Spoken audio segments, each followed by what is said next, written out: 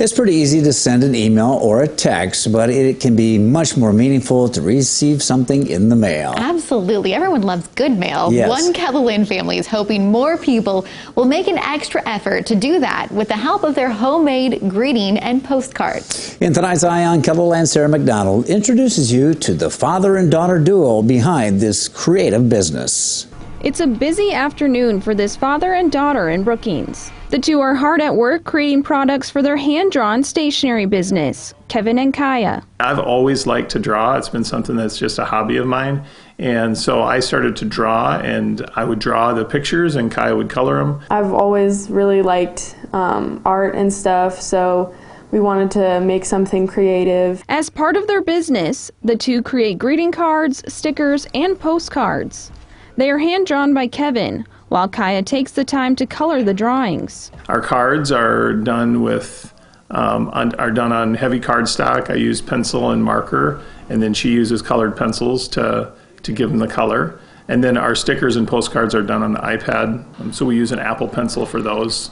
They got started with this business venture about 3 years ago. There was a kids pop-up market in Brookings, and I encouraged Kaya to participate in it. She had created some postcards using photos that she had taken around town, so she made these postcards when we sold them at this pop-up market. And then we kind of took a break from it. We didn't do a whole lot with it, but then last summer Kaya was saving for a trip to go to DC as a part of her 8th grade class, and so we kind of got back into it.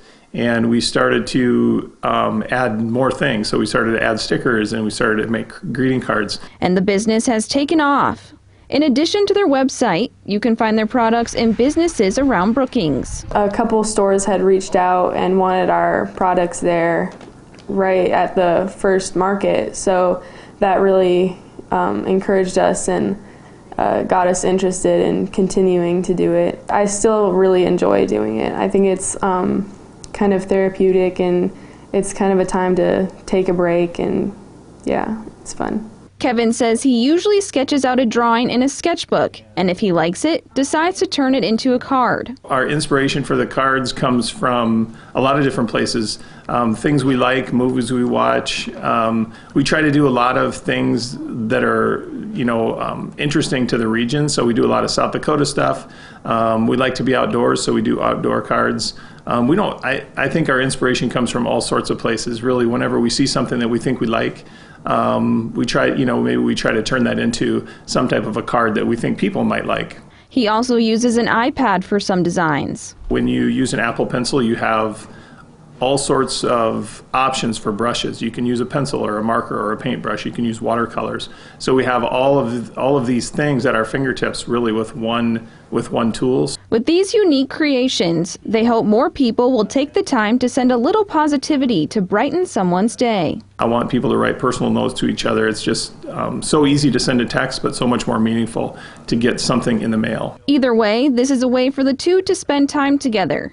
And they both agree this is something they want to keep doing. I want to definitely continue to do this. I think it's really fun. Even when it's kind of frustrating, I think it's definitely still something that I would continue to do. It's an awesome project that I get to do with my daughter. She has always been very interested in art, and she's always been interested in entrepreneurial things. This is just a perfect match for her to get to use her art skills to be creative, and then she learns so much. With Eye on KELOLAND, I'm Sarah McDonald.